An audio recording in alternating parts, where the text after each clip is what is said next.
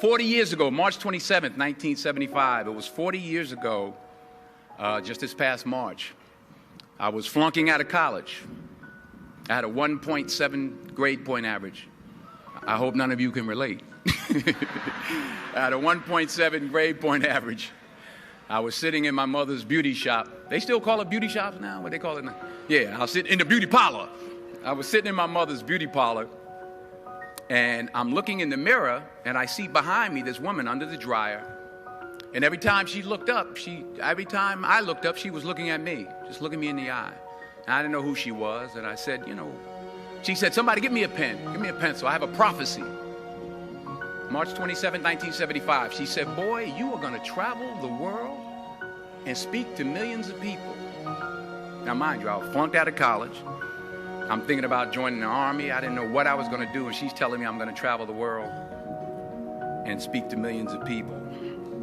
Well, I have traveled the world, and I have spoke to millions of people. But that's not the most important thing, the success that I had. The most important thing is that what she taught me and what she told me that day has stayed with me since. I've been protected. I've been directed. I've been corrected. I've kept God in my life, and it's kept me humble. I didn't always stick with him, but he always stuck with me. So stick with him in everything you do. If you think you want to do what you think I've done, then do what I've done and stick with God. Number 2, fail big. That's right. Fail big. Today is the beginning of the rest of your life, and it can be very frightening. And it's a new world out there. It's a mean world out there, and you only live once. So do what you feel passionate about. Take chances professionally. Don't be afraid to fail. There's an old IQ test, was 9 dots, and you had to draw 5 lines with a pencil within these 9 dots without lifting the pencil. The only way to do it was to go outside the box. So don't be afraid to go outside the box. Don't be afraid to think outside the box. Don't be afraid to fail big, to dream big. But remember, dreams without goals are just dreams, and they ultimately fuel disappointment. So have dreams, but have goals. Life goals, yearly goals, monthly goals, daily goals. I try to give myself a goal every day. Sometimes it's just to not curse somebody out. Simple goals, but have goals. And understand that to achieve these goals, you must apply discipline and consistency. In order to achieve your goals, you must apply discipline, which you have already done, and consistency every day, not just on Tuesday and miss a few days. You have to work at it every day. You have to plan every day. You've heard the saying, we don't plan to fail, we fail to plan. Hard work works. Working really hard is what successful people do. And in this text, tweet, twerk world that you've grown up in, remember, just because you're doing a lot more doesn't mean you're getting a lot more done.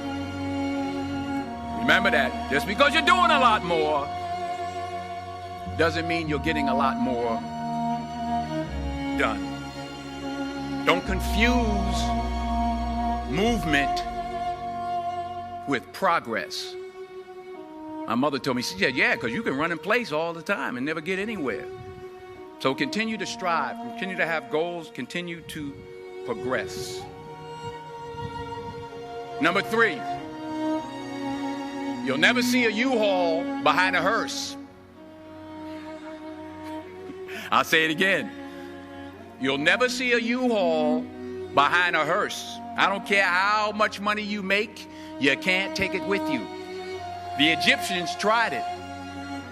They got robbed. That's all they got. You can't take it with you. And it's not how much you have. It's what you do with what you have. We all have different talents. Some of you will be doctors, some lawyers, some scientists, some educators, some nurses, some teachers. Yeah, okay. Some preachers.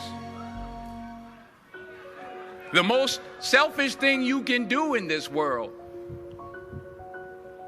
is help someone else. Why is it selfish? Because the gratification, the goodness that comes to you, the good feeling that I get from helping others, nothing's better than that. Well, one or two things, but nothing's better than that. Not jewelry, not big house I have, not the cars, but it's the joy. That's where the joy is, in helping others. That's where the success is, in helping others. Finally,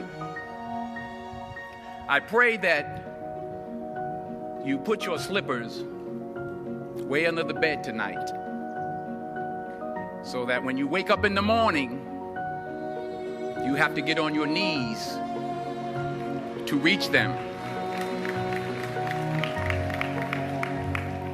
And while you're down there, say thank you for grace. Thank you for mercy. Thank you for understanding. Thank you for wisdom. Thank you for parents. Thank you for love. Thank you for kindness. Thank you for humility. Thank you for peace. Thank you for prosperity. Say thank you in advance for what's already yours. That's how I live my life. That's why I am. One of the reasons why I am today. Say thank you in advance for what is already yours. True desire in the heart for anything good is God's proof to you, sent beforehand to indicate that it's yours already. I'll say it again. True desire in the heart, that itch that you have, whatever it is you want to do, that thing that you want to do to help others and to grow and to make money, that desire, that itch, that's God's proof to you, sent beforehand already to indicate that it's yours. And anything you want good, you can have. So claim it. Work hard to get it. When you get it, reach back. Pull someone else up. Each one, teach one. Don't just aspire to make a living. Aspire to make a difference. Put God first. Put God first in everything you do.